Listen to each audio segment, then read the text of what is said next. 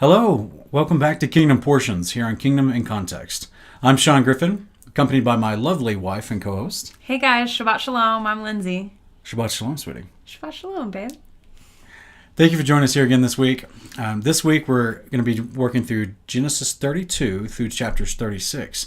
We're going to actually be looking at Simeon and Levi and what they did in response to Dinah being taken by the Shechem. And I think that's a lot of fun stuff in there that many people may have not realized. We're also going to be looking at chapter 35, which there's something very special in chapter 35, some prophetic foreshadowing that we were excited to see while doing this study. So we're actually going to explain most of that towards the end of the video. Stick around with this. I think you're going to have a great time. Yeah, it's something that we actually hadn't noticed in chapter 35 ever before. Yeah. Until studying it the other day. So we're excited.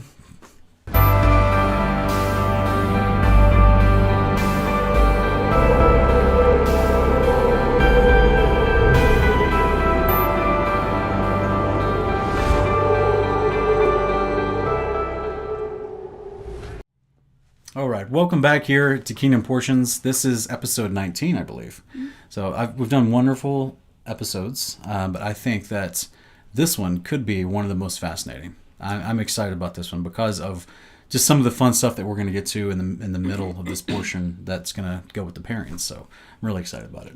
I found it extremely edifying, and I really enjoyed the study that we did itself. So, yeah, I'm hoping the episode will be just as edifying as our original study was. And to the viewer out there, we hope that you guys love it just as much as we do. As always, like, share, and subscribe. If you're edified by what we're doing here, that's the easiest way to help us. Just tap the bell, like, and subscribe to us. Share it on social media if you feel inclined, if it really blessed you, and that you want to get the word out. And in addition, we've actually had people over the last few months contact us asking us how they can support us because they want to see us go and do this full time.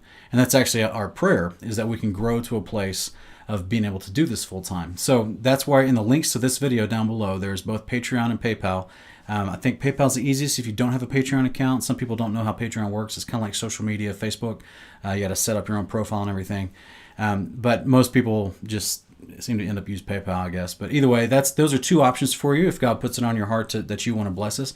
We're not accepting a tithe. We're not Levites. So we want to make that distinction very clear for everyone. All this falls under is Matthew 10, where Yahshua instructed his disciples to go out and preach the gospel of the kingdom of God, to take no money with them because people would bless them out of their generosity if the message was a blessing to them. So that's why, we it's just our heart to do this and to make a full-time ministry out of it. So thank you for prayerfully considering that if that's you.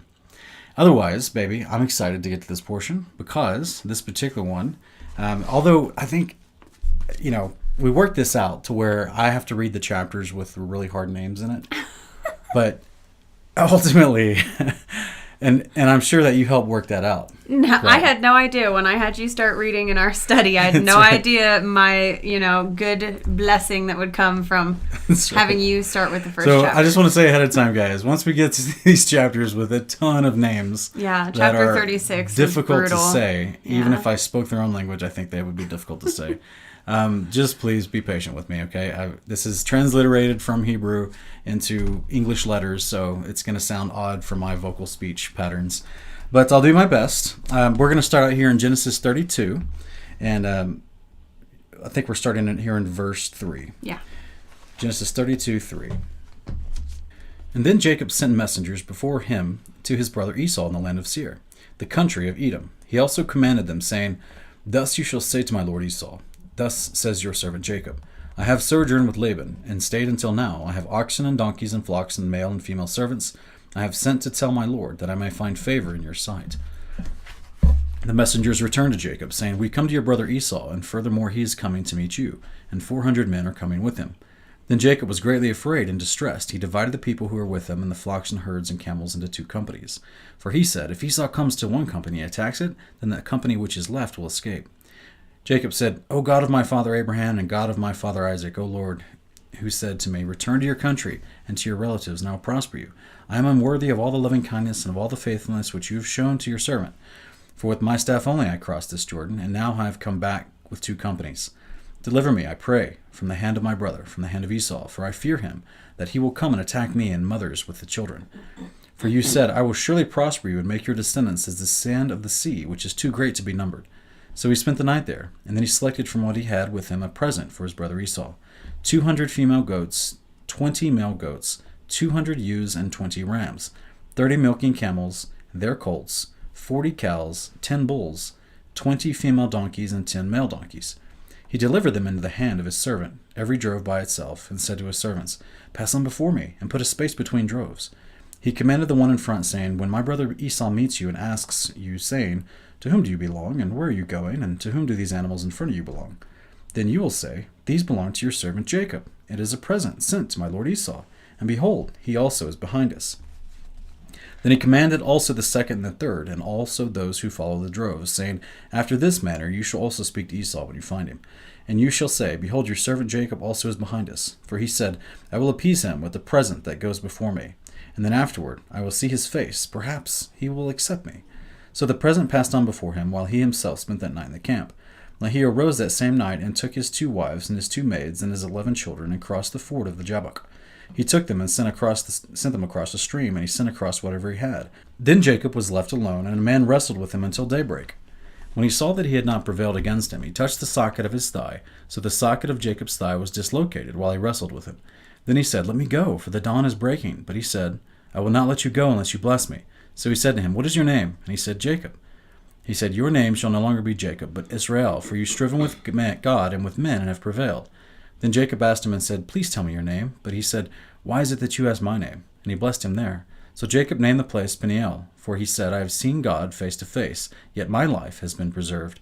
Now the sun rose upon him just as he crossed over Peniel, and he was limping on his thigh. Therefore, to this day, the sons of Israel do not eat the sinew of the hip which is on the socket of the thigh, because he touched the socket of Jacob's thigh and the sinew of the hip. Okay, so, sweetie, we've got, something immediately stuck out to me. This isn't really a talking point, but I never heard this before. I didn't know that camels could be milked. Yeah, so there was milking. He took the milking camels. Camels have a split hoof, right? I believe so. But do they chew the cud? I'm wondering if they're an unclean animal. Is their milk then unclean? I don't know anything about if camels chew the cud or not. I guess I never really thought about it. But they have a split hoof. You feed camels straw and grass. Clearly, guys, we're not livestock owners right now at this point in our life. So we haven't really looked up camels, obviously. But but either way, the amount of animals that he gave to Esau is extraordinary. I don't know if you guys were watching during that part. That's a lot of animals. Yeah. A lot of animals, which is why he had to break them up in 4 companies to drive them, 4 different droves. But yeah, what stuck out to you, sweetie? Well, the first thing is that Jacob seems to be very military-minded in, how he's breaking up these companies of people and, stationing them in certain areas. And that might seem out of place if you aren't familiar with what's going on in the story. But as we know from all these prior weeks that we've been reading, there is a bit of, a battle going on, a bit of what he assumes is going to be a battle. I mean, he hasn't seen Esau since he fled from him at this point, right? So it's been, 20 years? Last he knew, Esau was trying to kill him. Exactly. And now he's been given word that Esau is on his way. Right. Right. So he's trying to head off the aggression, with some pleasantries, know. And can you imagine that? Can you imagine that scene where Esau and his men, 400 of them, are running? They're coming across the landscape. I don't know how far of a distance it truly was. But they're coming across the landscape, and they see in the distance coming up a guy with a bunch of animals. And they're like, "Who are you? Whose animals are these? What's going on?" And they're like, "Oh, these are from my lord Jacob to give to you, my lord Esau." He's like, "Man, that's interesting. Yeah. How did you know I was coming, for one? And two, that's a big gift." And then it happens again. And you see another dude with a bunch of herd of animals coming up, and you're like, "Oh, wow." And then you see another and another. And you in 4 different stages. You keep getting stopped on your journey to go kill someone because the guy you're going to kill is trying to give you animals as a peace offering. He's trying to butter you up. You know what I'm saying? So all along the way, he has the opportunity to realize, wait a minute, my brother has a lot of livestock. It would be fair to assume at that point that he is a man of means and wealth, which means he could have his own company of men just like I do. Yeah. You see what I mean? So there's a lot to infer there as far as just what possibly was going through Esau's mind, because, as we're going to read later, what actually happens when you get there. Right. So it's very interesting. Also, something that stuck out to me, that, this famous passage here, this is where Jacob wrestles with the man, okay? And although this passage is called the man, later on, it says, what is it, verse 30?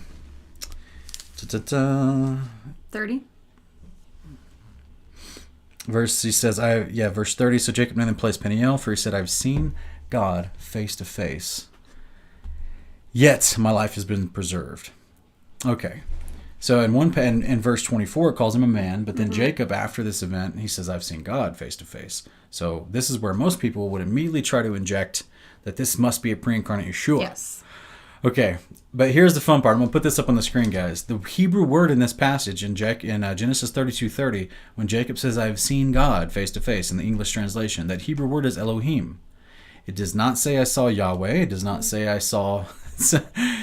So this is consistent all throughout Genesis and all throughout Jubilees, what we're even going to read here in our pairings later, is that angels showed up as men. Yeah, all through the whole Bible, not just Genesis, yeah. They always showed up as men, okay? And therefore he's calling this thing a god after the event is over. So this is consistent with the same pattern we've seen all throughout Jacob's life and his father's lives. His grandfather, right? Angels show up in the presence of them in the form of a man, and therefore Jacob's even calling this angel Elohim. Now, depending on your translation, it can lead people to be mistaken because they have the generic word G-O-D put into this passage. But when you look in the Hebrew, it's the word Elohim, which is used of not just angels, right, but of resurrected mankind.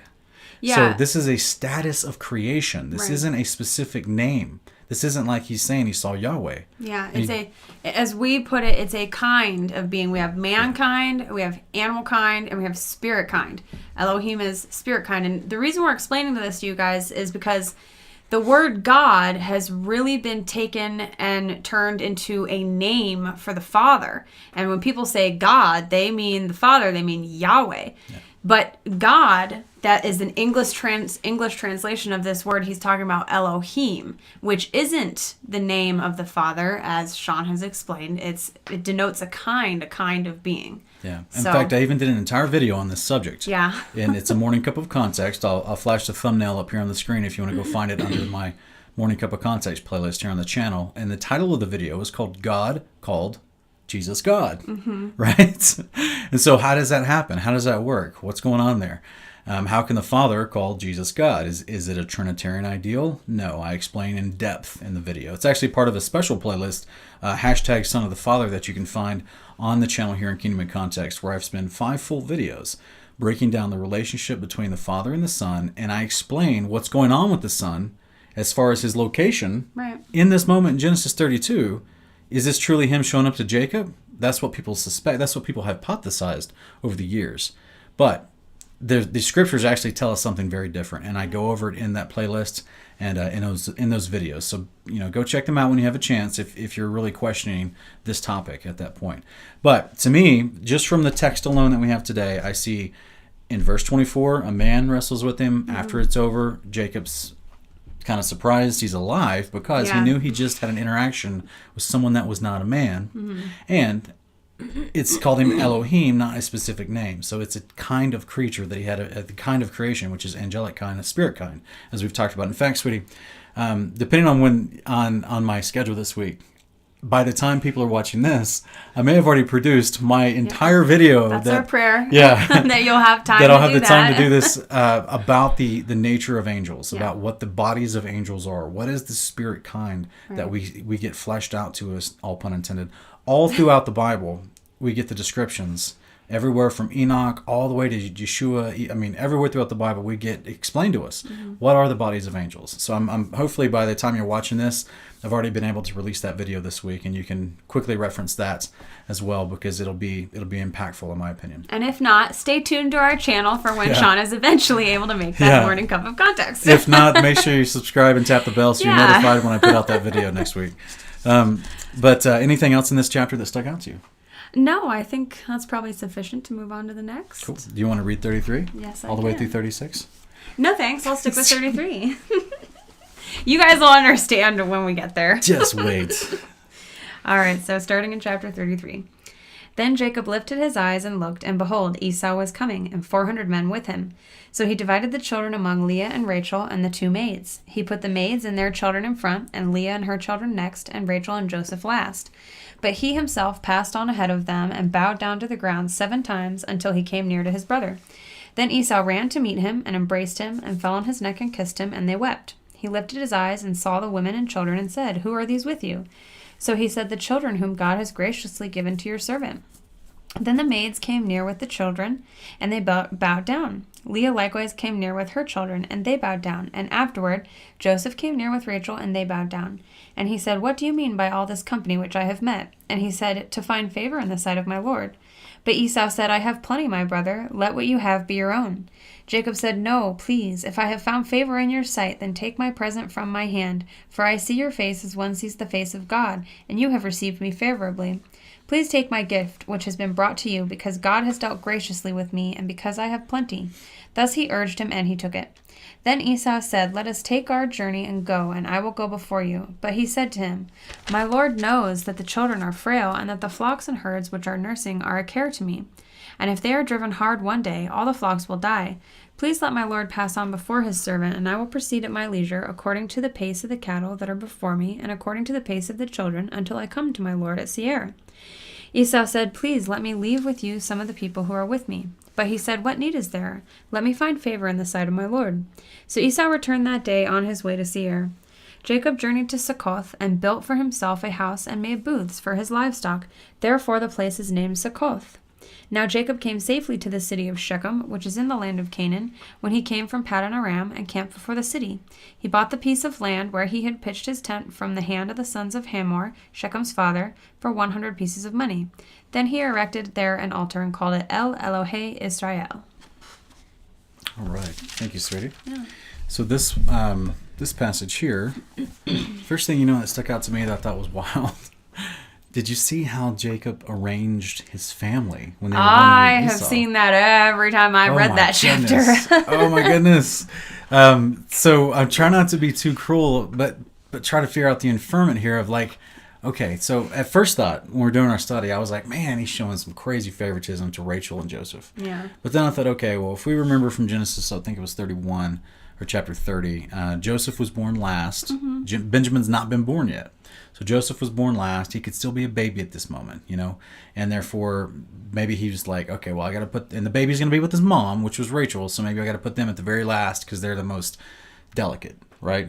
They need the protection the most. So I don't know. Leah was the first one to have children, and she was still behind the 2 maids. Yeah.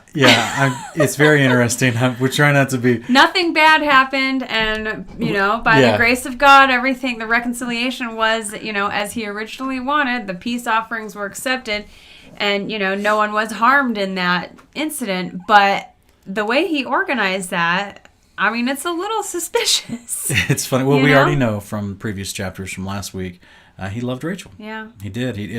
Like I said, we may get to it in future portions, but Jubilees does tell us later that after Rachel dies, that Jacob loved Leah for the rest of his life, and that he didn't remarry anybody else. Yeah, and that he sounds like they finally became. It sounds like sadly, she finally got the attention and love from him that she had desired all those years. Yeah. Once Rachel was out of the picture, unfortunately. Ugh. But in one regard, I guess the reason why I mentioned that again this week is because it just lets us know, even though he did want Rachel originally, kind of got tricked with the whole, him not understanding their custom and everything. But at the same time, once Rachel was not around anymore, he just didn't treat Leah disrespectfully. He honored Leah. He loved her with all of his heart and his soul, as Jubilees tells us later. And Leah, I would have only imagined at that moment, was happy and felt loved, right? Because she felt unloved last week. And Jubilees, doesn't it make a statement something along the lines of, and she never spoke a harsh word to him in her whole life? That's here we have Rachel saying, "Give me children or I'll die," So she did have a good heart. She had a good attitude. Maybe she had that meekness and that humility that Rachel might not have possessed. Who knows? Who knows? But that's just another another reason why I love Jubilees. Yeah. It gives us little bitty tidbits of information like that you're like, this is the kind of stuff. Because, I'm an aspiring writer, and I think from this perspective of, okay, here's a character that there's some things with this character that's not being addressed, but man, Jubilees addresses it. You're like, oh, well, that makes sense that you would talk about that, because this was a huge glaring pothole in Genesis. Yeah. And so anyway, it's just a good compliment to Genesis. Sukkot. Yes, we have the first mention of the name Sukkoth, however you want to pronounce it, but that is what it sounds like. And he built booths there. And he named the place Sukkot. Yes. because he built booths there, which I think is amazing. Because to me, in my opinion, we get, even later on in this, some of the account that we're not going to be pairing this year because we didn't have time. Yeah. But later on in the pairings of Jubilees, around this moment in Jacob's life, specifically in this moment in Jacob's life, he actually receives some tablets from angels from heaven, and they actually tell him prophecies about what's going to happen to him and his sons and his descendants throughout the end of the age. And as a result of that, he wants to build the tabernacle. Yeah. It's crazy. So, tune in next year as we go into that part of it. But because, like I said, we have to be very careful with what we choose, because we only have so much time to do this, and we got to get through these portions and pairings and everything. Yeah. So, but next year we'll go over all that, because to me, this is why he would understand why he would even call that place booths. Right. But that was so significant. Abraham celebrated the Feast of Booths. It was a feast and a festival that was already passed down to him, to Jacob as well. And as a little side note, guys, if you want to have some real fun with this, if you go into my channel here at Kingdom of Context, I've got a video called 24 Parallels with the Exodus and the Second Coming. And I'll try to find the thumbnail how I put it up on the screen for you. Yeah, the Passover that happened at the beginning of the Exodus, and parallel that with the Second Coming. And what's fascinating is, as soon as they left the Passover in Exodus, as soon as they left, the first place they went was Sukkot. It was this little Egyptian town named Sukkot, which I think is fascinating. There's so much prophetic symbolism going on in the scriptures, which is actually a little bit of something we see here in Genesis 33 as well. What happens? Two brothers reconcile, and then the whole family, or at least Jacob and his whole family, goes to Sukkot, goes to the booth, right? Yeah. So if the New Jerusalem is our big booth, at the resurrection, all brothers are made at peace with each other because we're given the heart of Yahweh. And then we're taken to the big booth, the New Jerusalem. There's some fun little symbols. Yeah, we have the Ezekiel 2 sticks, being made back into one imagery there. So, yeah, it's a lot of beautiful stuff. Okay, I guess it's my turn. We'll get to 35 or 34. And then we'll pick up here in Genesis 34. Now Dinah, the daughter of Leah, whom she had borne to Jacob, went out to visit the daughters of the land. And when Shechem, the son of Hamor, the Hivites, the prince of the land, saw her, he took her, and he lay with her by force. He was deeply attracted to Dinah, the daughter of Jacob, and he loved her. He loved the girl, spoke tenderly to her. So Shechem spoke to his father Hamor, saying, "Get me this young girl for a wife." Now Jacob heard that he had defiled Dinah his daughter. But his sons were with his livestock in the field. So Jacob kept silent until they came in. Then Hamor, the father of Shechem, went out to Jacob to speak with him. Now the sons of Jacob came in from the field when they heard it. The men were grieved, and they were very angry because he had done a disgraceful thing in Israel by lying with Jacob's daughter. For such a thing ought not to be done. But Hamor spoke with them, saying, "The soul of my son Shechem longs for your daughter. Please give her to him in marriage. Intermarry with us. Give us your daughters to us, and take our daughters for yourselves. Thus you shall live with us, and the land shall be open before you. Live and trade in it, acquire property in it." Shechem also said to her father and to her brothers, "If I find favor in your sight, then I will give whatever you say to me. Ask me ever so much bridal payment and gift, and I will give according as you say to me. But give me the girl in marriage." But Jacob's sons answered Shechem and his father Hamor with deceit, because he had defiled Dinah, their sister. They said to him, "We cannot do this thing, to give our sister to one who is uncircumcised, for that would be a disgrace to us. Only on this condition will we consent to you, if you will become like us, in that every male of you be circumcised. Then we will give our daughters to you, and we will take your daughters for ourselves, and we will live with you and become one people. But if you will not listen to us to be circumcised, then we will take our daughter and go." Now their words seemed reasonable to Hamor and Shechem, Hamor's son. The young man did not delay to do the thing, but because he delighted with Jacob's daughter. Now he was more respected than all the household of his father. So Hamor and his son Shechem came to the gate of their city, and spoke to the men of their city, saying, These men are friendly with us. Therefore let them live in the land and trade in it. For behold, the land is large enough for them. Let us take their daughter in marriage and give our daughters to them. Only on this condition will the men consent to live with us, and to become one people, that every male among us be circumcised as they are circumcised. Will not their livestock and their property and all their animals be ours? Only let us consent to them, and they will live with us. All who went out of the gate of the city listened to Hamor and to his son Shechem, and every male was circumcised, all who went out of the gate of the city. Now it came about on the third day, when they were in pain, that the two of Jacob's sons, Simeon and Levi, Dinah's brothers, each took his sword and came upon the city unawares and killed every male. They killed Hamor and his son Shechem with the edge of the sword, and took Dinah from Shechem's house and went forth. Jacob's son came upon the slain and looted the city, because they had defiled their sister. They took their flocks, their herds, their donkeys, that which was in the city, and that which was in the field. They captured and looted all their wealth, and all their little ones and their wives, even all that was in their houses. Then Jacob said to Simeon and Levi, You have brought trouble on me by making me odious among the inhabitants of the land, among the Canaanites and the Perizzites. And my men, being few in number, they will gather together against me and attack me, and I will be destroyed in my household. But they, Simeon and Levi, said, Should he treat our sister as a harlot? Okay. So this particular passage has always caused me to raise an eyebrow.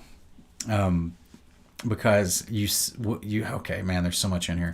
I just gotta say, if you're ever a little sister, you definitely want big brothers like that that are, definitely not gonna play around with anyone messing with you. I mean, that's pretty serious.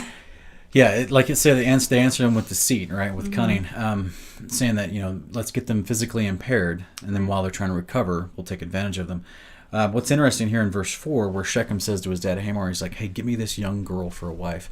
So, just in case you guys are not aware, we're going to actually stick around with this for a minute, because we're going to get to our pairings in Jubilee, where we read part of this portion as well, and it actually tells us how young Dinah actually was. Right. So this is not. You'll see what we're talking about. Right, because this is also another situation where, much like Rebecca and Jacob have for all this time kind of been labeled as deceivers because of the blessing issue.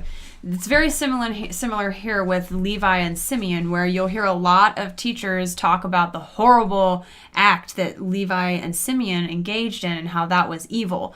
But then, just like we have Jacob being blessed after his so-called deception, we have Levi. Look, guys, the Levitical priesthood is called Levitical because it's named after Levi. So we have Levi receiving a blessing even after what happens here. So you're going to get a lot more context. Stick around to the end, guys. We're going to flesh out what she was talking about a little bit more once we get to the pairings and everything, so that you can understand that's another point I was going to bring up, was the fact that you see a little bit of disagreement. And not that Jacob was saying that she shouldn't be, that vengeance shouldn't have taken place for the crime that was done, but the way it was carried out by Simeon and Levi, Jacob was become afraid, right? And that's just natural human emotion. But we hear Simeon and Levi, they just don't care. They're just like, look, they defiled our sister. What would you have us do? Yeah. But here's the thing: there's a Torah law. So these guys, they're just following their own statutes. They're following their own commands, which is the guy who takes a woman by force deserves death. Was it Deuteronomy 24, I think? We'll have to go find the exact verse. But, I mean, it was a big deal. You just couldn't do that. It wasn't customary in any culture, in my opinion.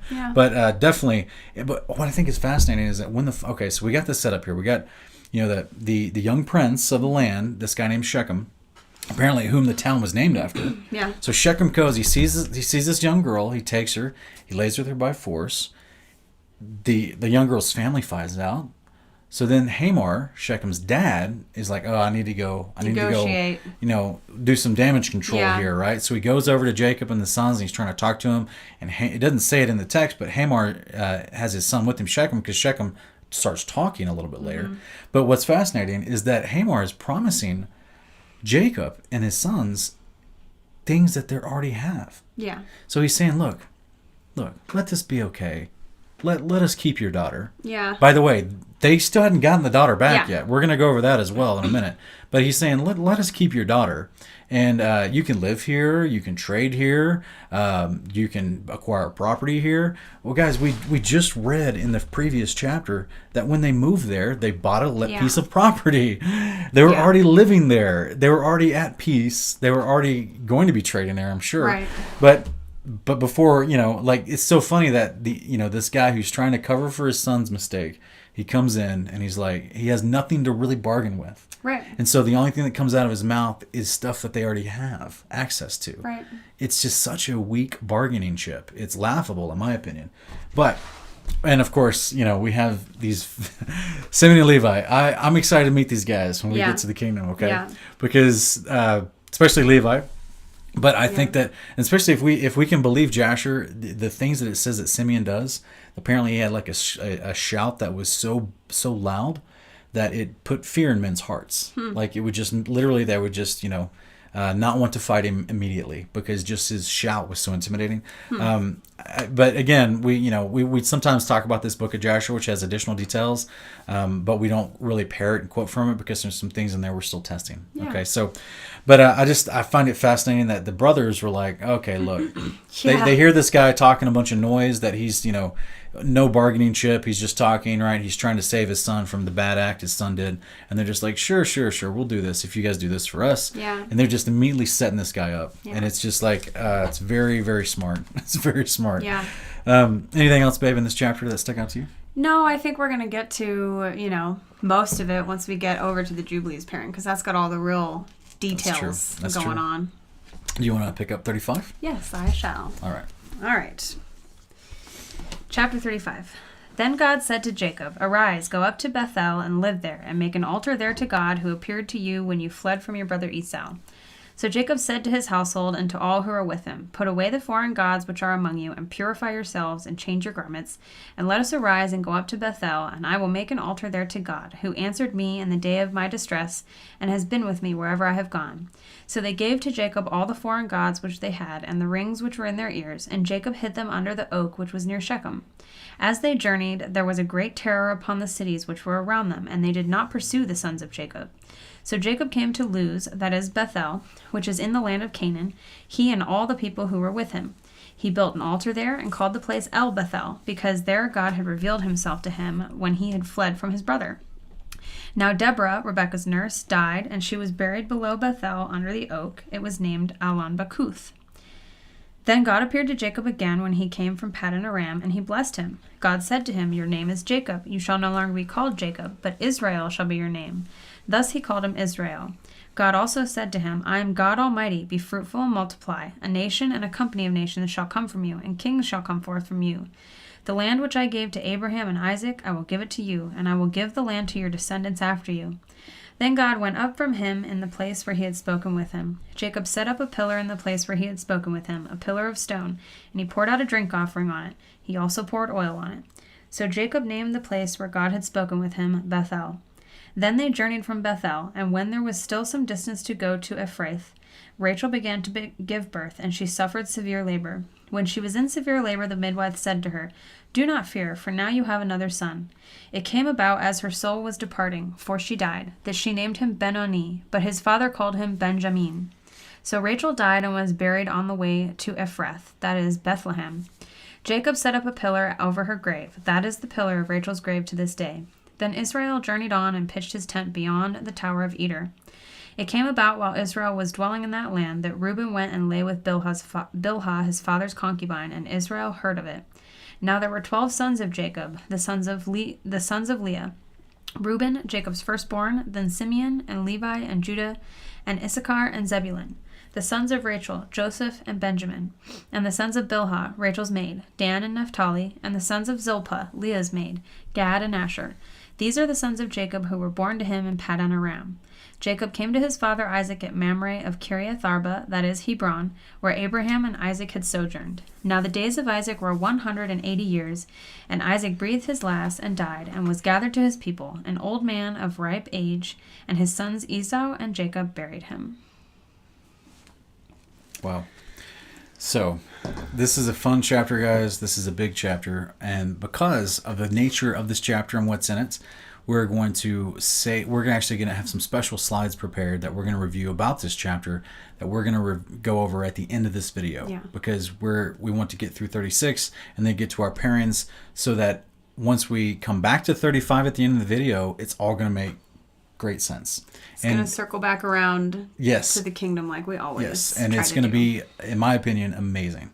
There's some amazing prophetic foreshadowing in here, and it just blew my mind. It hit us while we were reading this the other day together, and I don't know how many times I listen to audio Bible at work all the time. I don't know how many times I've listened through Genesis and read through it, done the Torah portions on it, and just did not notice this until now. It's so much fun. Stick with us, guys. Yeah, please stay with us till the end, because you're going to hopefully really be edified by this. And chapter 35 of Genesis might suddenly be more significant to you than it was before. It certainly is for us now. It is. Yeah, such a random little chapter. Yeah. All right, babe. I'm going to get into 36. Warm up your vocal cords. Get ready, babe. Try to practice the tongue twisting exercises. Do a little do re Peter mi. Piper picked a pack of peppers. I don't know. I can't do it.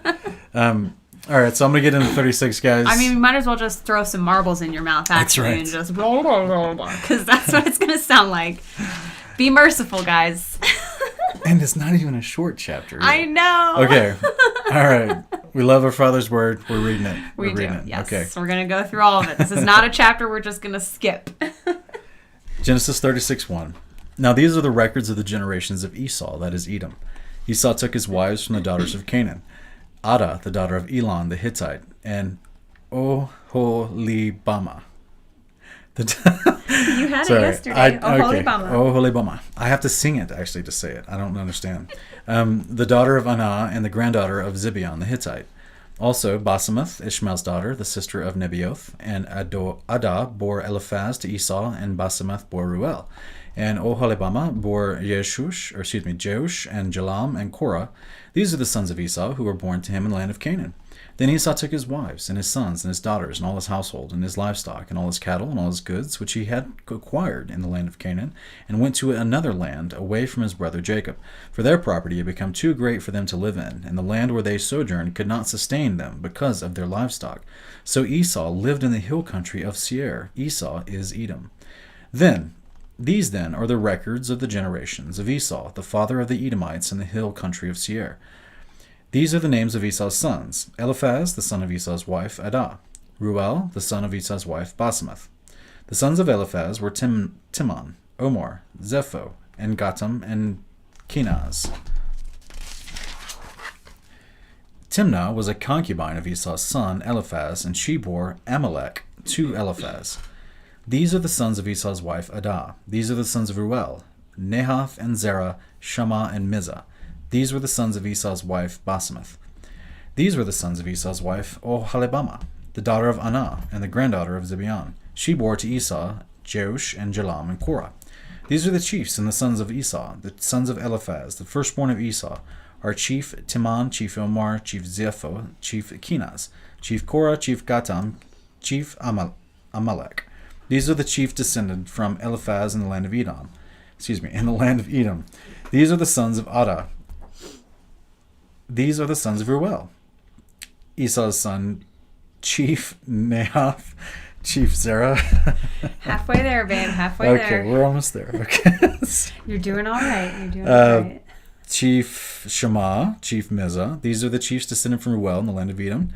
These are the sons of Esau's wife, Basemath. These are the sons of Esau's wife, Oholibama: Chief Jeush, Chief Jalam, Chief Korah. These are the chiefs descended from Esau's wife, Oholibama, the daughter of Anah. These are the sons of Esau, that is Edom, and these are their chiefs. These are the sons of Seir the Horite, the inhabitants of the land: Lotan, Shobal, Zibeon, and Anah, and Dishon, and Ezer, and Dishan. These are the chief descendants from the Horites, the sons of Seir in the land of Edom. The sons of Lotan were Hori and Himam, and Lotan's sister was Timnah. These are the sons of Shabal, Alvan, and Manahath, and Ebal, and Shepho, and Onam. These are the sons of Zibeon: Aiah, I don't even know how to say it. I'm just spelling it out. And Anah, he is the Anah who found the hot springs. So wait, Anah was is this a different Anah than the first one? I thought Anah was a woman. It must be a different one if it's saying he now. Just okay, keep so going. You're almost there. He is the Anah who found the hot springs in the wilderness when he was pasturing the donkeys of his father Zibeon. These are the children of Anah, Dishon, Oholibamah, the daughter of Anah. These are the sons of Dishon, Himdan, Eshban, Ithran, Keran. These are the sons of Ezer, Bilhan, Zavan, and Achan. These are the sons of Dishan, Uz, and Aram. These are the chiefs descended from the Horites, Chief Lotan, Chief Shobal, Chief Zibeon, Chief Anah, Chief Dishon, Chief Ezer, and Chief Dishan. These are the chiefs descended from the Horites, according to their various chiefs in the land of Seir. Now these are the kings who reigned in the land of Edom before any king reigned over the sons of Israel. Bela, the son of Beor, reigned in Edom, and the name of his city was Dinhabah. Then Bela died, and Jobab, the son of Zerah of Basra, became king in his place. Then Jobab died, and Husham of the land of the Timonites became king in his place. Then Husham died, and Hadad, the son of Bedad, who defeated Midian in the field of Moab, became king in his place, and the name of his city was Avit. Then Hadad died, and Samlah of Mazrakah became king in his place. Then Samlah died, and Shaul of Rehoboth on the Euphrates River became king in his place.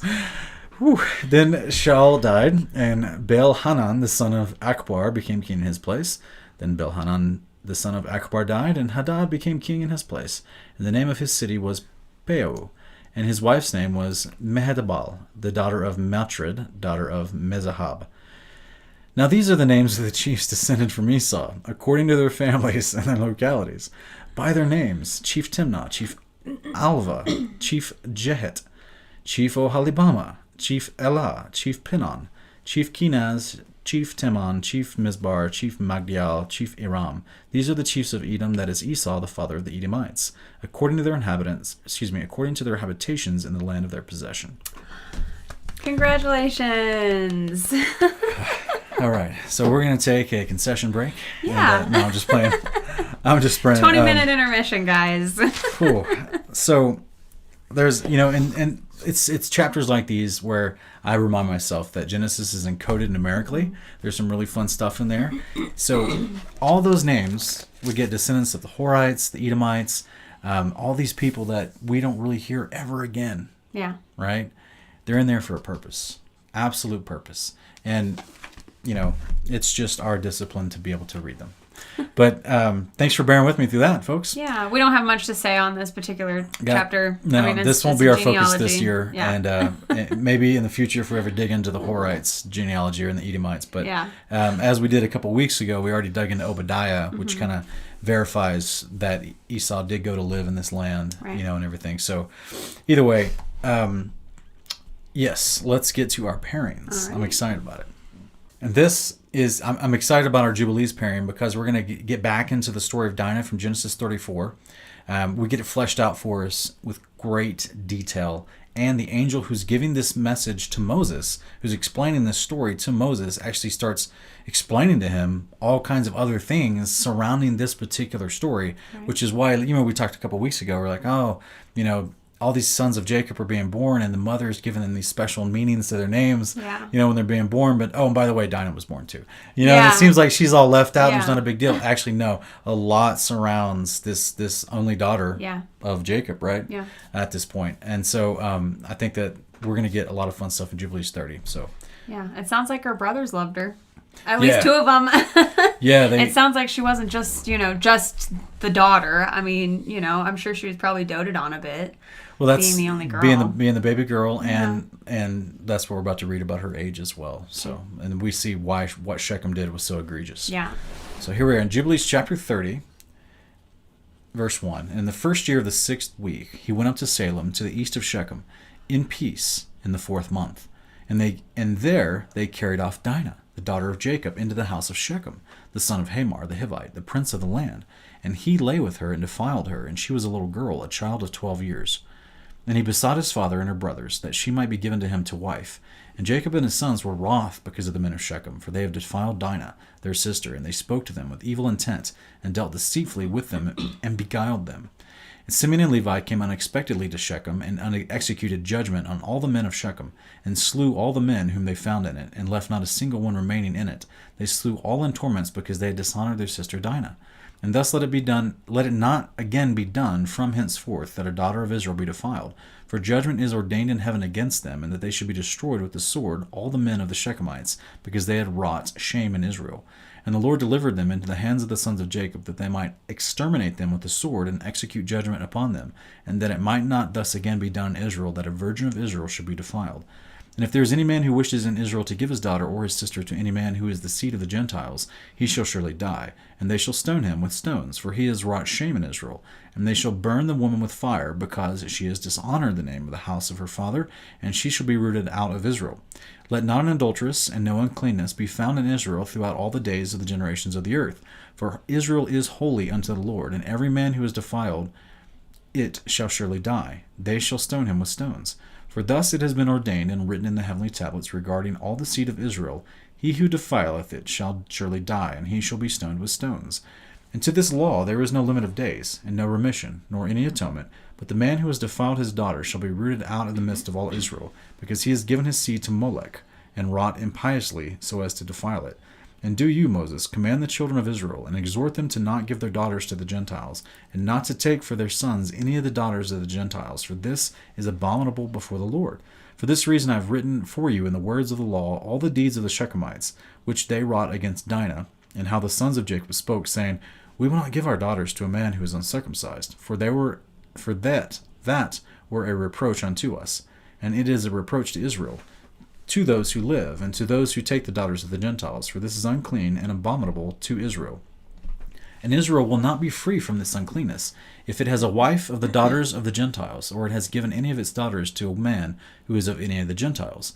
There will be plague upon plague, and curse upon curse, and every judgment and plague and curse will come upon him, if he does this thing, or hide his eyes from those who commit uncleanness, or those who defile the sanctuary of the Lord, or those who profane his holy name. Will the whole nation together be judged for all the uncleanness and profanation of this man? And there will be no respect of persons, and no consideration of persons, and no receiving at his hands of fruits and offerings, and burnt offerings and fat, nor the fragrance of sweet savor, so as to accept it, and so fare every man or woman in Israel who defiles the sanctuary. For this reason I have commanded you, saying, Testify this testimony to Israel. See how the Shechemites fared, and their sons, how they were delivered into the hands of 2 sons of Jacob, and they slew them under tortures, and it was reckoned unto them for righteousness, and it was written down to them for righteousness. And the seed of Levi was chosen for the priesthood, to be Levites, that they might minister before the Lord as we continually, and that Levi and his sons may be blessed forever. For he was zealous to execute righteousness and judgment and vengeance on all those who rose against Israel. And so they inscribe as a testimony in his favor on the heavenly tablets blessing and righteousness before the God of all. And we remember the righteousness which the man fulfilled during his life, at all periods of the year, until 1,000 generations they will record it, and it will come to him and to his descendants after him, and he has been recorded on heavenly tablets as a friend and a righteous man. All this account I have written for you, and I have commanded you to say to the children of Israel, that they should not commit sin, nor transgress the ordinances, nor break the covenant, which has been ordained for them, that they should fulfill it, and be recorded as friends. But if they transgress and work uncleanness in every way, they will be recorded on the heavenly tablets as adversaries, and they will be destroyed out of the book of life. They will be recorded in the book of life. They were recorded in the book of those who will be destroyed, and with those who will be rooted out of the earth. And on the day when the son of Jacob slew Shechem, a writing was recorded in their favor in heaven, that they had executed righteousness and judgment and vengeance on the sinners, and it was written for a blessing. And they brought Dinah, their sister, out of the house of Shechem, and they took captive everything that was in Shechem, their sheep, their oxen, their asses, all their wealth, all their flock, and brought them all to Jacob their father. And he reproached them because they had put the city to the sword, for he feared those who dwelled in the land, the Canaanites and the Perizzites. And the dread of the Lord was upon all the cities which are around about Shechem, and they did not arise to pursue after the sons of Jacob, for terror had fallen upon them. Man, I love that chapter. Yes. I love it. I love it for a couple different reasons. There's some big stuff in here. All right, first off, right off the bat, guys, Dinah was 12. Yeah. 12 years old, okay? It's a child. Yeah. A child. Okay. Yeah. We're not even talking like a. She wasn't even a woman yet. Yeah, not even a blossoming late teen or nothing Yeah. like that. No, a child. She was straight up a child. So this, what does this remind you of? All these kids always getting kidnapped by occultists, by Satanists. Yeah. You know what I'm saying? And we get a mention here that the Canaanites were following Molech, Right. which are Satanists. Yeah. See what I'm saying? So it wouldn't surprise me to see the same kind of behavior still going down way back then, where you got kids being abducted, because as we saw both in Genesis chapter 34, but also here, at the very beginning it says they took her. Yeah. Okay, They so carried this her is away. in verse 2. They carried Dinah off, the daughter of Jacob. But then we had to go all the way down to, what was it? We had to go all the way down to the end of the chapter to see that they, after they killed everybody, got her back. Right. So this whole time that this story's playing out and all this conversations going on between Shechem, Hamor, and Jacob and his sons, Dinah's still in Shechem's household. Yeah. She's literally been being kidnapped. held captive. She's been kidnapped. Okay, so this isn't just this is a dude taking a girl off the street or out of the field or something, taking her back to his house, raping her, and then going to the father and saying, "Hey, let me keep her." No, you can't see her. Yeah, and I'm not really sure. We only get so much information in each account of the story, but it sounds like the sons had much more zeal to go, and they're much angrier about what's going on than Jacob seems to be in these passages, and it might have to do with him being afraid of the inhabitants of the land, and maybe he was trying to work something out with them where he didn't go kidnap her back, but we see clearly Levi and Simeon were definitely empowered with the zealousness to, go and execute judgment is the phrase used here. That's right. In Jubilees, which I love, because even though it doesn't say anything about what they did as being wrong in Genesis, I hear a lot of teachers teach that what they did was wrong and brash and because of how Jacob felt about it, they assume that means that God wasn't pleased with what they did. No, I think it's verse 15 is what Jacob or according to Jubilees in this chapter here in verse 15 of Jubilees 30, I think could have been the motivating reason behind Simeon and Levi sitting there going, "No, we got to take care of these dudes," because I'm going to read again real quick for you guys. "For there will be plague upon plague, curse upon curse, every judgment and plague and curse will come upon him if he does this thing or hides his eyes from those who commit uncleanness, or those who defile the sanctuary of the Lord, or those who profane his holy name. Then will the whole nation together be judged for all the uncleanness and profanation of this man." Yeah. So to allow their father to not act would have made their whole family guilty of this thing. And the whole group of men who consented to what Shechem did are now complicit in that crime, according to what we just read here as well. It made the whole nation That's guilty of it, and that's why everyone suffered the punishment of that. Which is what we read up here. I think it's in verse 12. It says, "For this reason I've written," this is the angel telling Moses, "For this reason I've written for you in the words of the law all the deeds of the Shechemites, which they wrought against Dinah, and how the sons of Jacob spoke. We will not give our daughter to a man who is uncircumcised, for their reproach unto us." I think that isn't exactly, I can't remember exactly which verse it was, but the point is they're acknowledging a big issue here. This wasn't simply they're mad because their sister, some dude likes their sister. Yeah. Okay, she's kidnapped, she's raped, way underage, and she's even knows if it's their consent, because they won't let her come back home. Right. Well, what we see here then is it goes into all this detail of the law throughout the generations, and how this basically is the start of the standards for the daughters of Israel. That's right. So, because we know Israel only had one daughter, the man, Jacob. He only had one daughter. But we know a lot more daughters are going to eventually be born of his seed. And so this is where we have the standard set of not marrying your daughters into the heathen nations around you. Yeah. And what's fascinating to me is that, again, we maybe in the future we'll have to do a special investigation series into the book of Jasher itself. Yeah. But man, if the book of Jasher is real and what it claims in there is valid, then this moment here in Genesis 34 kicks off an entire military campaign by the sons of Israel into many different Canaanite cities. And this is at the end of this, just like in Genesis, at the end of Jubilees 30, they both say all the other cities, the terror and dread fell upon them, because that's why no one attacked them when they left Shechem and went down to Bethel. Yeah. Right? No one attacked them. They were like, whoa, the 2 dudes just took out a whole city. We're not going to mess with those guys. Yeah. They got 9 other brothers. You know what I'm saying? Yeah. Like, who are these guys? Exactly. You know what I mean? And so I think that in the book of Jasher, it says they went on a conquest of Canaan, just like we see after the Exodus. But it was just the sons of Israel. That's and interesting. they're taking out city by incredible city. Movie series. Oh my goodness! At one point, it says they fought for 6 days straight, and the only reason they stopped was to observe Sabbath. Think about that. Huh. And at one point, they had apparently there's like a city that was more like a castle like description, and it was holed up, and they were like the inhabitants of the city were afraid. Were just trying to lock the doors and keep them out. And they. And God was giving them like Samson-like powers throughout this event, and that they were just overcoming giants. They were overcoming all the inhabitants of the land that were trying to, kill them. And they basically just did a huge clearing, spring cleaning, if you will, of the land of Canaan as a result of this, because this kind of kicked off a much bigger conflict in the area. And so because, again, just keep this with a grain of salt and test the book of Jasher for yourself. The book of Jasher claims that in this moment with the Shechemites, that they agreed to the circumcision, but other Canaanite city leaders came by to Hamor and to Shechem and said, "What are you guys doing? Yeah. How are y'all getting into covenant with Israel? You're not supposed to do that."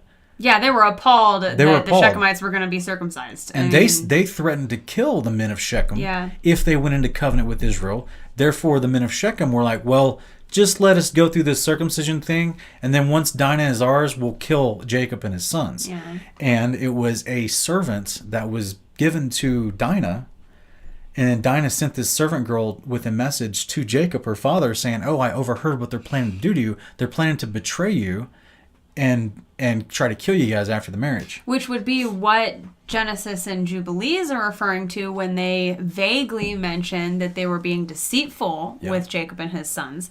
So we don't have, any explanation of what exactly that means in either of these two, versions of the story. We do have an explanation for that in Jasher. And it's a very valid explanation. And it fully venerates everything Simeon and Levi did, and it fully would understand why Jubilees is calling what Simeon and Levi did righteousness. Right. And it actually says that because of this, Levi is chosen to give the priesthood. Right, which we're going to get into that with our next pairing. And this is why this is important for people to understand, okay?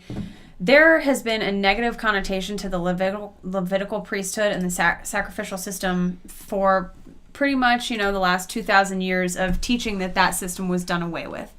There has been a teaching that has formed around this idea that's even crazier than some of the stuff we've talked about before, where it basically says that the Levitical priesthood was a punishment upon Israel because of the sin of the golden calf. They were punished with the Levitical priesthood. That is not scripture. And these people teach that the priesthood didn't even exist until 430 years after Abraham. It first started on Mount Sinai when the law was given to Moses, without ever realizing the fact that the priesthood is named after Levi, who we know long before Mount Sinai. Yeah. So I had to ask myself, why is it called the Levitical priesthood? We don't get any of that backstory. In Genesis, we have Malachi tell us a little bit about the covenant that was made with Levi. Mm-hmm. We have Jeremiah 33 mentioning that covenant is going to be restored. I mean, that priesthood is going to come back. That's part of the promise God made to Levi.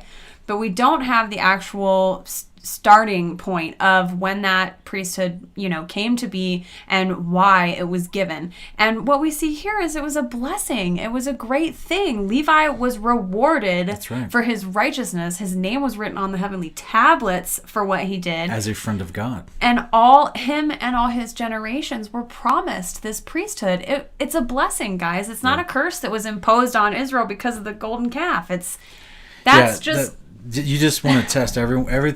Same with us, guys. There's other people out there that would love to explain scripture to you, but that doesn't mean they're doing it well. Right. I'll be honest with you. I mean, this is kind of what motivated us over time to realize, good Lord, there's some bad teachers out there, and Father, help us with the words to say, because we found ourselves being approached almost daily Yeah. on social media, because we would start seeing these bad teachings being passed around. We would offer scripture as rebuttal to say, whoa, this teacher's forgetting this portion of scripture and this large portion of scripture, and wait, there's more context here, and that's a very disjointed idea that's been presented to you. And so it caused us to realize, man, there's a need for people to really look at the context of ideas within the scriptures so they can have the full story, and that's what we try to provide here. So when we get when certain movements of the faith, whether in regular mainstream Christian churches or in Messianic Torah observant Christian churches, all of them seem to focus solely on Exodus. Yeah. And that being the start of God's instructions for living in the priesthood. And that is not at all what Genesis says. Right. And it's not what Jubilees says. And it's not what even the prophets later, like we're going to read Malachi, says. Right? So there's all this greater context there. That if you have just a myopic view of just certain little areas, and you've been trained already to think, well, this was the origination of this idea, and this was the only time this idea was ever given to us, then it can maybe cause you to not see how many other places that idea, the context of that idea, is used and fleshed out, like Genesis 45. Yeah. What we're going to see next week or 2 weeks from now. Yeah. And when we read about Joseph's life, and he's dealing with Levites. Right. Yeah. So it's like there's a lot of stuff in there that we just want to encourage you guys to test everything that we're putting forward, which is why we literally put the scriptures on the screen for you. Many times we may off the top of our head reference a scripture just as a reference or a short pairing, but anything that we're teaching in our videos, we're going to put on the screen for you to read with us. That, to me, is how we can be held accountable for what we're doing and what we're saying, is because we're showing you what we're reading and how we're coming to these conclusions. So and that's also why a lot of times our videos, I promise you, we sit down with the goal of finishing a video in about an hour and 10 minutes. That's always our goal. Our videos do end up being longer because we are trying to give you just the straight up scriptures. We're trying to give you whole chapters, even some from this chapter and some from this chapter and this chapter over here, because they all line up, and give you the full context of things. So we may seem long-winded at times, but it's because we don't want anyone to, come to our videos and feel like they just listen to us and our thoughts on the scriptures and what we think about the scriptures is what they need to know. You guys need to know the scriptures, and you need to know some of the books that were removed from the scriptures that actually help you better understand them. Which used to be called scriptures. Right. Mostly. So that's why, a lot of times we end up going quite a long while on our videos, but it's because we really want to make sure that you're getting all of, the proper context that's going to not only back up our position on things, but also help you better understand it, give you more to go and test. If we just wanted this to be Kingdom Portions commentary on the scriptures, I would not have just embarrassed myself reading chapter 36. So this is, the whole point is we want to give you guys the scriptures. We want you guys to read them for yourselves, study these words of life for yourself, because it will give you understanding, because you'll find the context. And as we were always talking about, context creates comprehension. To comprehend the word allows you to explain it to your family member, your best friend, your neighbor, your girlfriend, whatever, so that you can then make disciples and that you can then defend your faith. So this is our motivating heart, guys. Let's look real quick in Jubilees chapter 31. We're still looking at Levi. More context. This is going to be in verse 1 and 2 real quick. It says, And on the new moon of the month, Jacob spoke to all the people of his house, saying, Purify yourselves and change your garments. Let us arise and go to Bethel, where I vowed a vow to him on the day when I fled from the face of Esau my brother, because he has been with me and brought me into this land. What happened? What are you doing? Nothing. What happened? Nothing. I was just looking up at our thing. Your quick movements startled me like you saw a spider or something. So no. Let's try this again. All right. And on the new moon of the month, hang on, let me give you a pause. And on the new moon of the month, Jacob spoke to all the people of his house, saying, Purify yourselves, change your garments. Let us arise and go up to Bethel, where I vowed a vow to him on the day when I fled from the face of Esau my brother, because he has been with me and brought me into this land in peace, and put you away the strange gods that are among you. And they gave up the strange gods, and that which was in their ears, which was on their necks, and the idols which Rachel stole from Laban her father, she gave wholly to Jacob. And he burnt and broke them to pieces and destroyed them, and hid them under an oak which is in the land of Shechem. Interesting. Interesting. So he burnt them and broke them and then buried them under a tree. But what's interesting, though, is it looks like we get some resolution to what those idols that Rachel stole. Right. So apparently this, by the way, it seems like this particular event is just a couple days later. Yeah, this is all, in the same, I don't know, I would say maybe month time frame that this whole thing is going on. Maybe. I mean, from them leaving Laban to Laban, coming to Esau. By the time Laban caught up to them, and then I think it was the next day, Esau was on his way to meet him. In any case, when we very first read this, I thought, oh, wow, she had those idols that whole time. And then you reminded me, this is all like within a short time frame. So it's not like she was using them. Yeah. But we've got other people that has strange idols in their ears and on their necks. So it makes me wonder if this was actually the sons of Israel, or was it the servants that were with them, that they had brought with them from Laban's house? Yeah. I don't know, to be honest with you. Because remember, back previous chapter, when he's afraid of the Shechemites, the land of Canaan, he's like, what if they come and attack me and my servants? Mm-hmm. Right? And he's telling that to his sons. So it makes me think because he had acquired people and cattle and possessions, male and female servants, as we read earlier, right?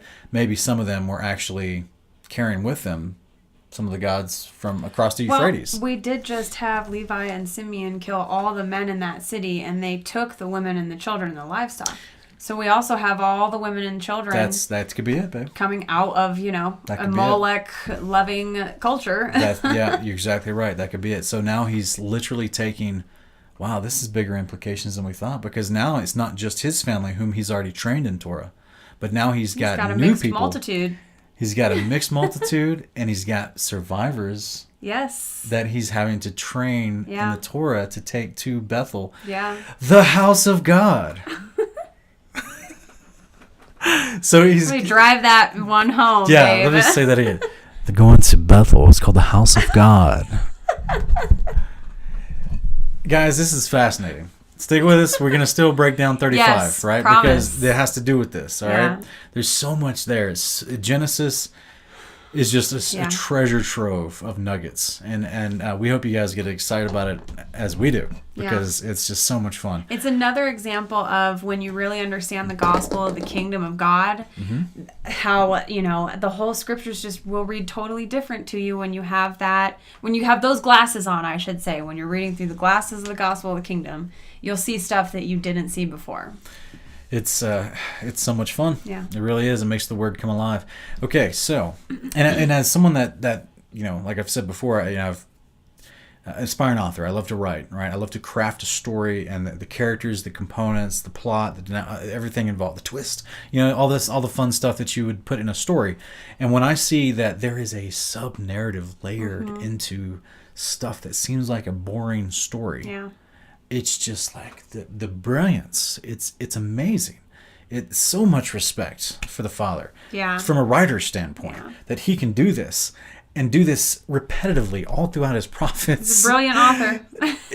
Oh my goodness. I'm humbled. Okay, so the next one is Jubilees 31, and we'll go from 11 to verse 17. So in 11 it says, "And they came near to him, and he turned and kissed them, and embraced them both together. And the spirit of prophecy came down into his mouth, and he took Levi by his right hand." Real quick, we'll stop real quick and let you know this is. Remember, they were traveling down to see Isaac, and they took a couple pit stops along the way between Laban, Esau, and Bethel. But after they left Bethel, they finally do go down to see Isaac. Okay, and so Isaac actually is about to pray for Judah and Levi. Yeah. And so this is this moment we're getting right here. Verse 11: "They came near him, and he turned and kissed them." This is Isaac he's talking about, "and embraced them both together. And the spirit of prophecy came down into his mouth, and he took Levi by his right hand and Judah by his left. And he turned to Levi first, and then began to bless him first, and said unto him, May the God of all, the very Lord of all the ages, bless you and your children throughout all the ages. May the Lord give to you and to your seed greatness and great glory, and cause you and your seed from among all flesh to approach him to serve in his sanctuary as the angels of the presence and as the holy ones. Even as they shall the seed of your sons be for glory and greatness and holiness, and may he make them great unto all the ages. And they shall be judges and princes, and chiefs of all the seeds of the sons of Jacob.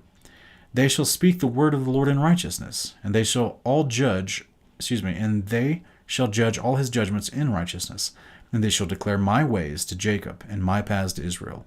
The blessing of the Lord shall be given in their mouths, to bless all the seed of the beloved. The mother has called your name Levi, and justly has she called your name. You shall be joined to the Lord, and be the companions of all the sons of Jacob. Let his table be yours, and do you and your sons eat thereof. And may your table be full unto all generations, and your food fail not unto all generations. And let all who hate you fall down before you, and let all your adversaries be rooted out and perish. And blessed be he that blesses you, and cursed be every nation that curses you.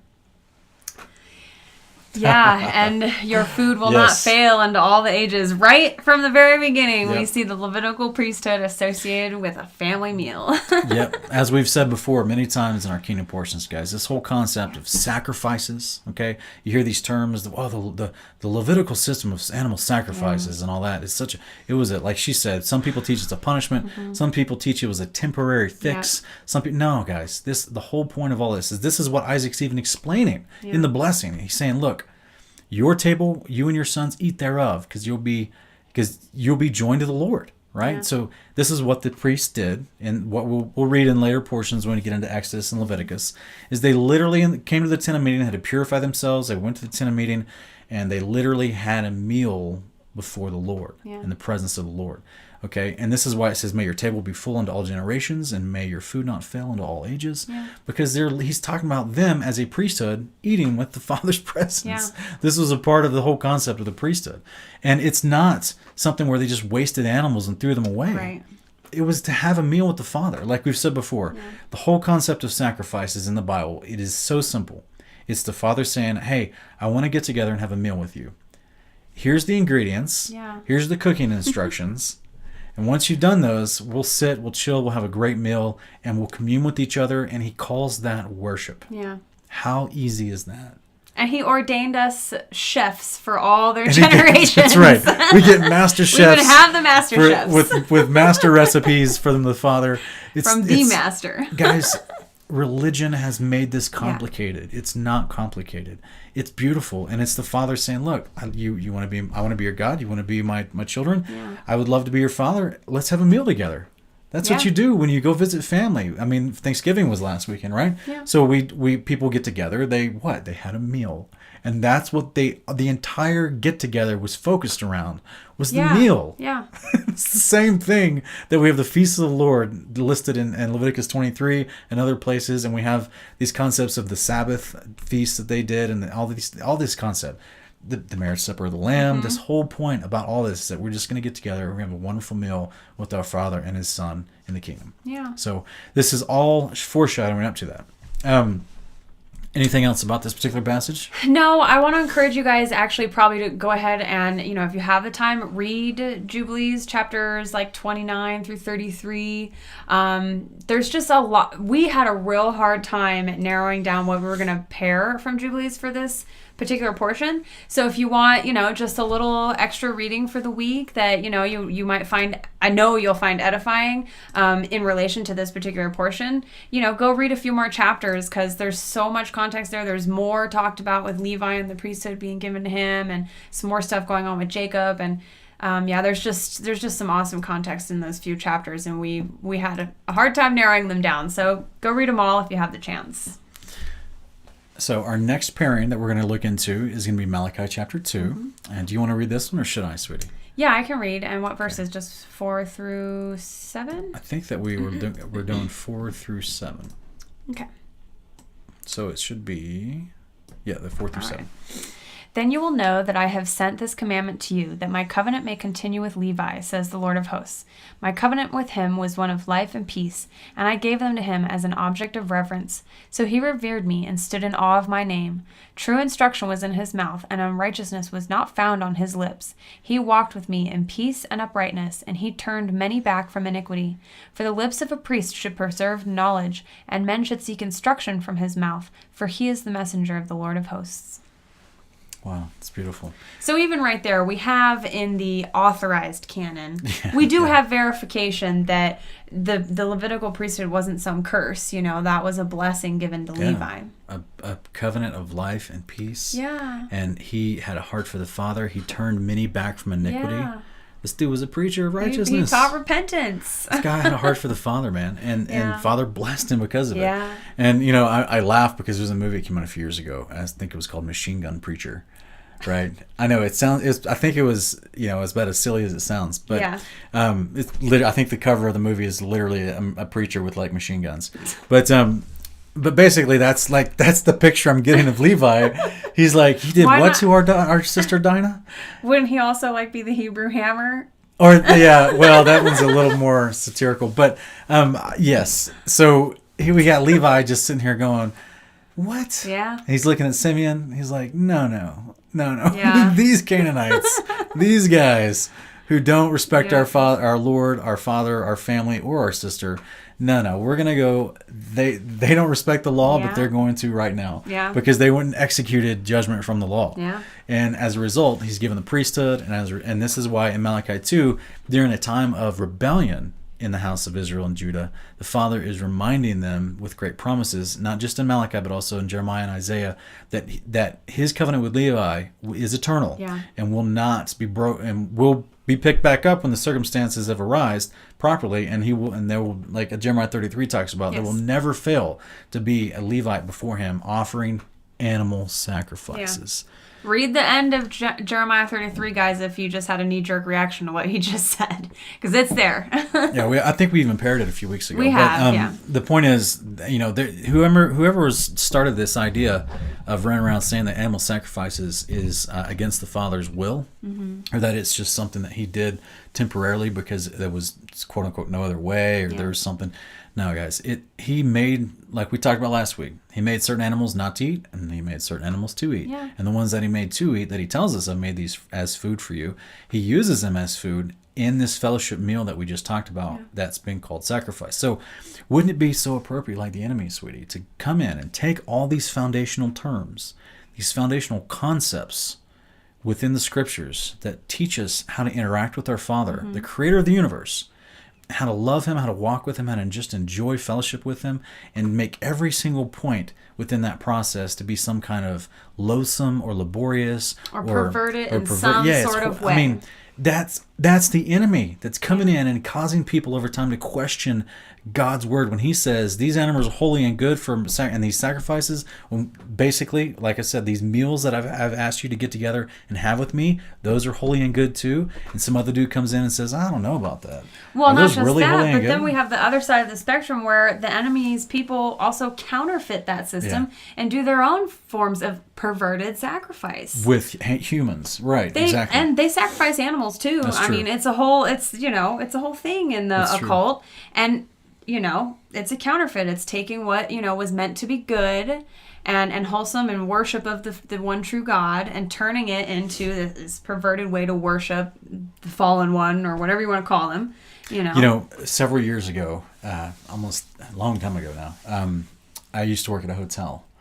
And it was a big, big hotel. You told me this story, yeah. So there was a, what I just straight call them a cult. I mean, they have an actual name. I'm not going to put it up here because I don't want anyone to even research them. But there was a group that came into the hotel. They rented it out for the weekend.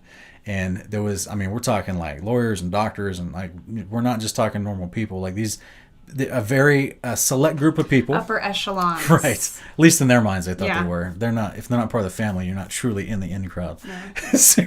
Anyway, but so get a part of Israel, guys. That's the family you need to be in.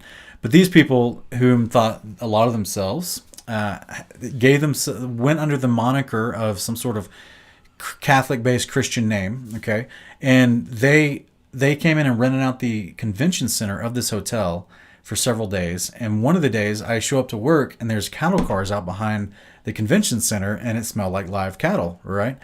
And so I walk into the manager of the front desk and I'm like, oh man, who brought in live animals in the convention center? What's going on? And they're like, what are you talking about? And I was like, guys, there's live animals in the convention center. There's cattle car out back. And they're like, we didn't know about that. So come to find out, this group had one of the biggest convention rooms in the convention center attached to the hotel. Very large room, could accommodate probably 2,000 or 3,000 people. But they had asked all the servants of the hotel, all the waiters and everyone that was the audiovisual crew, everyone that was helping them with their convention for the weekend, that they be left alone, and they locked the doors to this big convention room for 4 hours. And these animals were brought in, and then the animals were not ever seen. Yeah. The animals were brought in, and then ice chests were taken out. Yeah. so and then the room emptied out with like 500 people dressed in white and black robes. And meanwhile, Sean is the only guy standing around like, they just sacrificed some animals in there, guys. And they're like, yeah, no, guys. what? No. The hotel staff is just oblivious. And I'm sitting there going, guys, they're sacrificing animals in there. Like, this is, I'm pretty sure it's against health code. Yeah. so it was pretty wild. But yeah, even in the modern times, you've got the occult still practicing these ways, because they're in their perverted own mind, they understand the power of it. Yeah. The Father has given us the good way to do that, and that's just to have a normal animal, one that's to meat, Clean. or a good meal, right? Prepare your hearts, prepare your bodies, get ready, enjoy your time with the Father. Just have a normal meal. We're already going to the grocery store and buying slaughtered animals that have been prepared for us already. So it's just the same concept that we see fleshed out in His Word through what's been called the priestly system from the Levites, and then all these sacrifices that are instructed. It's not a bad thing. It's a glorious, wonderful way that the Father's given us to worship Him. And what's the craziest part is He calls that worship. Yeah. Not raising your hands with a bunch of smoke and fog in a black room that's been darkened on a Sunday morning, right? You want to praise God with song and dance and whatever, that's fine. That's also in scriptures too. But the definition of the real word worship was the Levitical priesthood and animals, and that's something that will be reinstated when He returns. And before the Levitical priesthood, we had the Melchizedek. We had Abraham saying when he took Isaac to sacrifice him, we're going to go worship. We don't ever see really another definition of worship given, anywhere in the Torah. That's the one spot. So there might be a difference between praise and worship. When we talk about going to a worship service, we have a certain, picture of that in our heads, but a more appropriate, more biblically accurate term might be a praise service as opposed to worship service. But, really caring about the, denotation of that particular word would probably get us into a bit of legalism. So we're not, militant about that or anything. But we just want to drive the point home that the sacrificial system wasn't this punishment, and it also wasn't a Band-Aid for sin. It was the form of worship that Father prescribed for His people. So, and now, everyone, at this point, we want to go into Genesis 35, because as we talked about earlier, there was a ton of prophetic symbolism inside that chapter, and just we're excited to show it to you. So this is what we saw when we were reading this part of Genesis 35. So essentially, not only does the chapter just start out with more angelic activity, which I think is great, and we get the reaffirming of the name change that's happening, that that's going to happen for him, but verses 2 through 15, we get some really fun sequence of events, right? We have the gospel of the kingdom of God here. We really do. We do. And as always, that's why it's, kingdom in context, right? Because that's, we feel that the gospel of the kingdom of God is everywhere in the scriptures. And then it looks like the Father is using this part of Jacob's life and the events therein to mimic these big overarching ideas. Right. And that's just beautiful. So first one off the bat. You want to read it? Yeah, well, we've got a little slide that we've prepared. So we've got the Father calls Jacob, who becomes Israel, back to Bethel, which means house of God. That's right. So we have Father is calling His people to his house. The house of God. That's right. We have Jacob telling his house to give up all their idols. Purify themselves. Mm-hmm. And we find out later from Peter that has a meaning when you say purify yourself. That's right. We also have a change of garments, which is an interesting What thing are we going to get at the resurrection? We get our robes of righteousness. Our robes of righteousness, robes of white. It's a change of garment. We're purified through the resurrection. Mm-hmm. We, of course... one of the first we get the promise of Jeremiah 31 through 34 with this new heart, with His laws written on our hearts, so therefore we will never do idolatry again. Right.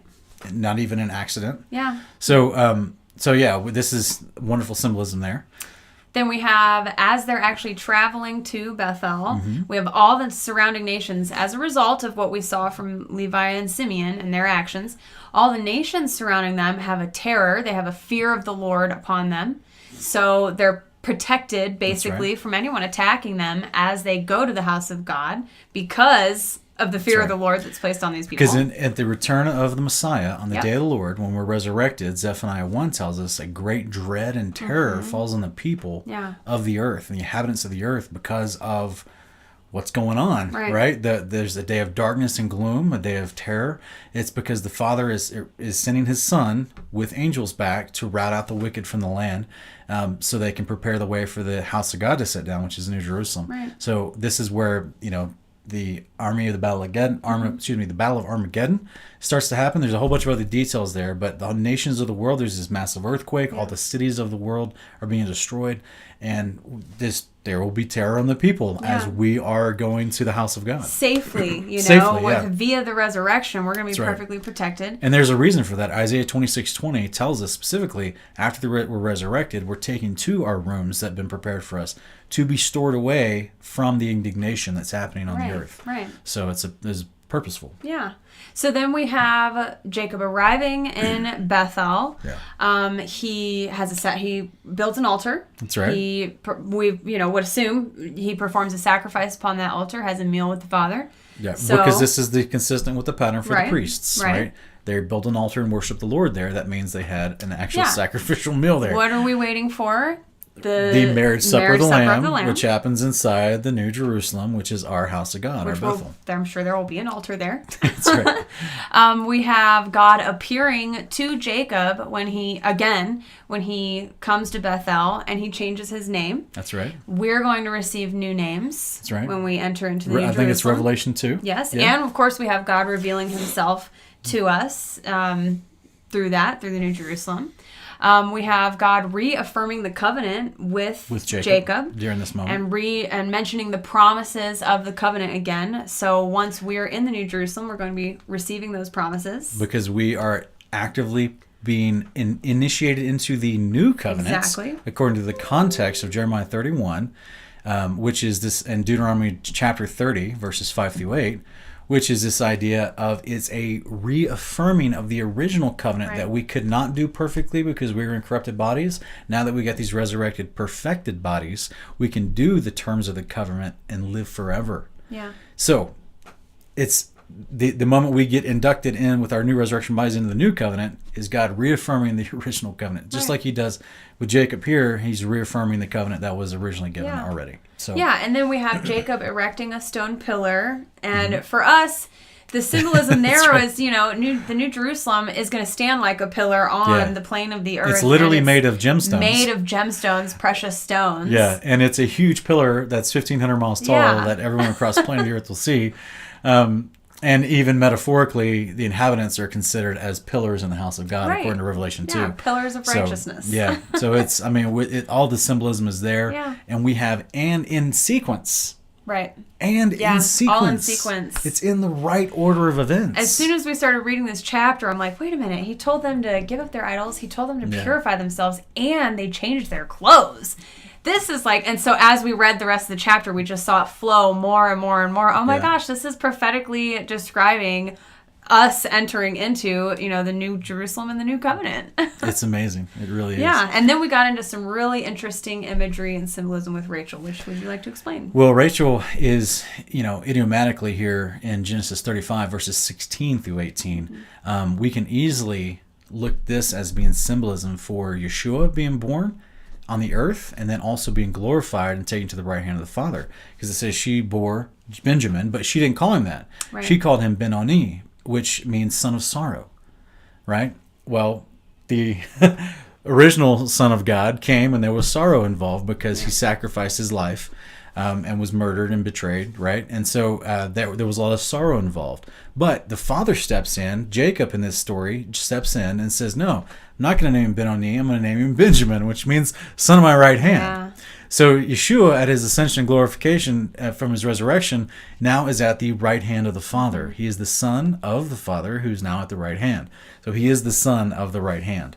And I think that's fascinating. Yeah. It's so fascinating. And then in Genesis 35:8, we see, this is just a little side mention, but the daughter Deborah, or the assistant to Rebecca, I think it was, her name was Deborah, if I got that right. she dies, and they're in Bethel and Judges. But there's also another Deborah in the book of Judges, chapter 4, who is judging at Bethel. Yeah. So you've got, I think that's fascinating. Sean has talked before about Bethel being a place where there seems to be a lot of significant There's stuff a lot of happening. stuff going on. A lot of angelic activity happening at Bethel. Literally, it was called the house of God because of that. Right. So to me, it's my theory that this is the original literal geographical spot of the Garden of Eden. Could be wrong, but that's where my research has led me so far. Genesis 35, 23 through 26. We also have a reaffirmation of all the sons that were born, which are going to be all these names that were given are the same names that we see on the New Jerusalem on the gates of Zion.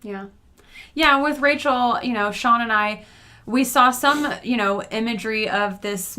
Paul calls it our mother above, Jerusalem, the New Jerusalem. Galatians 4:26. There's a lot of narrative throughout the whole book where you see the Father comforting Zion and telling her that she's in sorrow now, but she's going to be in joy. He's promising her she's going to have children, and those children are going to be us, those of us who are resurrected, Yahshua being the first fruits of that, being the firstborn son of Zion. So we have this other imagery going on with Rachel where she's even being comforted in her childbirth/death by a woman saying, yeah, you're dying in childbirth right now, but rejoice, you have another son. So there's this other bit, and we couldn't draw this metaphor all the way through, obviously, but we saw a twinge. There's a lot of similarities. We saw a twinge there of, the Zion imagery of this barren woman who hasn't given birth, and she's waiting, and she's going to travail. That's right. And in that travail is going to come this great joy, because it's that travail is the resurrection, that, the earth giving birth to the departed spirits, as Isaiah puts it. So as a quick reference for anyone who might be interested in that, we haven't actually done a full-on video on that yet, but from everything she was just saying, if you want to study that on your own, I would strongly recommend Isaiah 26, verses 19 through 21, Isaiah 49, verses 13 through the end of the chapter, Isaiah 52, Isaiah 54, Isaiah 60, Isaiah 62, verses 1 through 5, and also Isaiah 66, verses 7 through 9. So you guys can rewind that at will if you need. Want to better understand why we saw the imagery that we saw there. If you read all those chapters that Sean just gave you, you'll get what we're talking about. And Paul refers to Zion above, Mother Jerusalem above, as mother above in Galatians 4:26. So this is there's a lot of symbolism there. So, all right. Lastly, let's get to our New Testament, our Brit Hadashah pairings, because these are also extremely, in our opinion, they're relevant to what we're talking about here today. Specifically with chapter 35 and the prophetic foreshadowing that we just pointed out to you with all of that whole series of events. So we found a couple things we thought were appropriate for those. All right. You want to read this one? Yeah. It's 1 Peter chapter 1, verses 22 and 23. Since you have, in obedience to the truth, purified your souls for a sincere love of the brethren, fervently love one another from the heart, for you have been born again, not of seed which is perishable, but imperishable, that is, through the living and enduring word of God. So here we have, in obedience to the truth. And what does the word say the truth is? That's his word. That's right. In obedience to the truth, you've purified your souls for sincere love of the brethren. Then we have him talking about the promise of being born again. That's right. Of imperishable, incorruptible seed we shall be. That's right. Yeah, so you get a lot of symbolism that we just talked about in Genesis 35 as well. And so then our next one here is going to be in Revelation 14, and I believe this is in... Revelation 14:17? Yes. A passage I'm sure many of you know by heart. A verse, I should say. Yeah. But you'll see why we picked this based on what we just read in Genesis 35. And we actually said the wrong number, baby. It's Revelation 22. Oh, gosh, yeah, you're right. Revelation 22, verse 14, 17. I thought. It's 22:14. Yes. 22:14 through 17. We'll get this right at some point. All right, so it says, "Blessed are those who wash their robes, so that they may have the right to the tree of life, and may enter by the gates into the city. Outside of the dogs, the sorcerers, the immoral persons, the murderers, and the idolaters, everyone who loves and practices lying. I, Yahshua, have sent my angel to testify to you these things for the churches.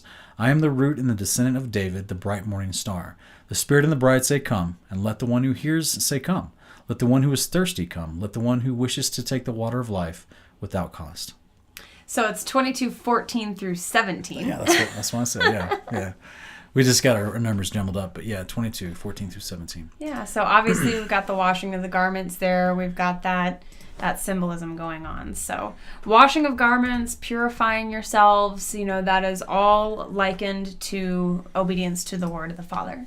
So it's not just a physical, yes, we should be clean and we should have good hygiene, but that's not what these verses are talking about. They're talking about obedience. That's right.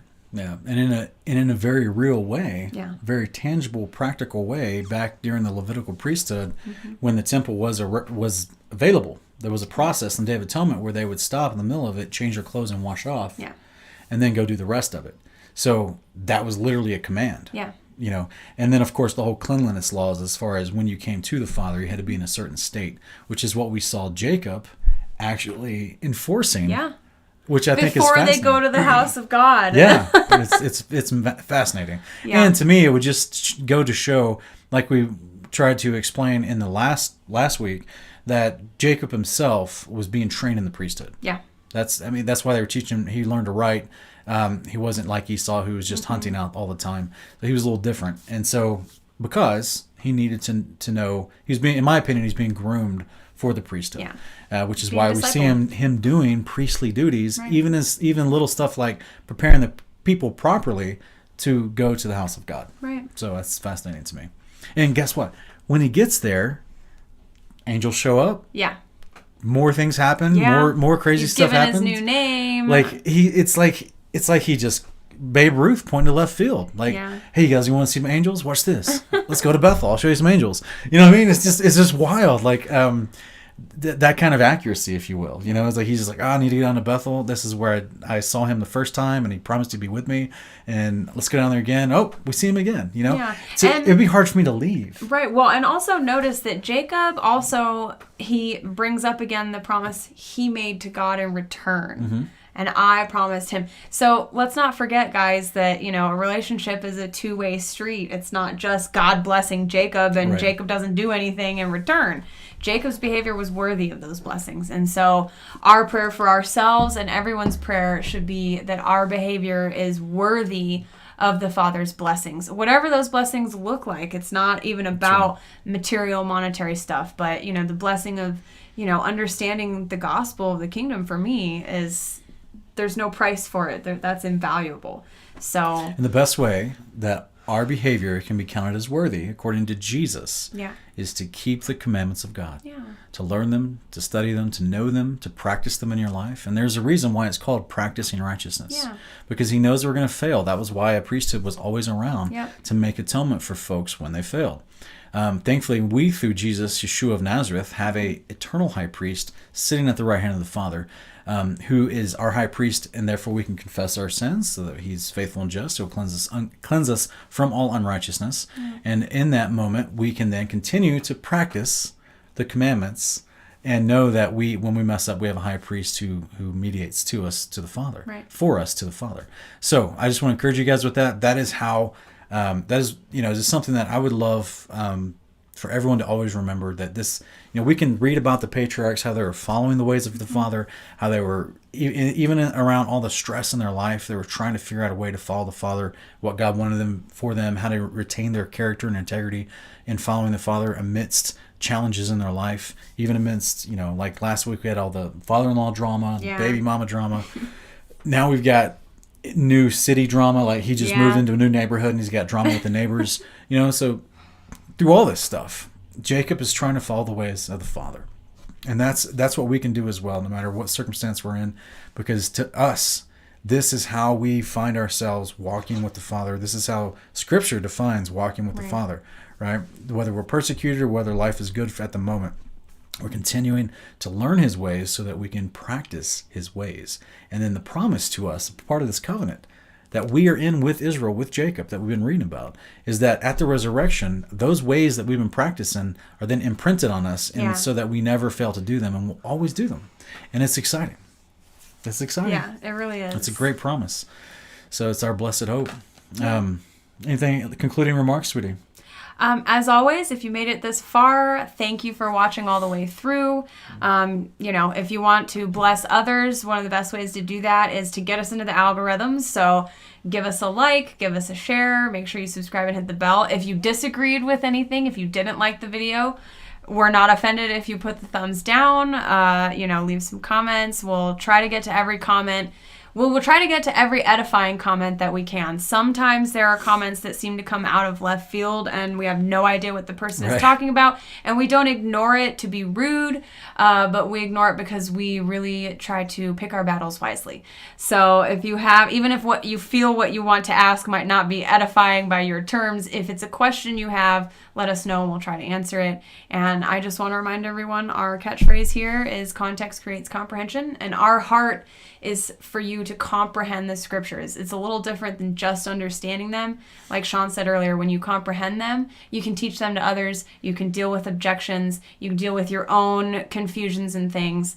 If you keep everything in the context of the kingdom, you're going to have a real easy time understanding things and teaching it to others. So we just appreciate you guys. Yeah, well said, sweetie. Thank you for joining me again this week. Of course. Every week. Every day. Thank you guys for watching and for sticking with us if you have this far. We hope that you have a great week. And just come back and see us again next week here on Kingdom Portions. Bye, guys. Have a good week.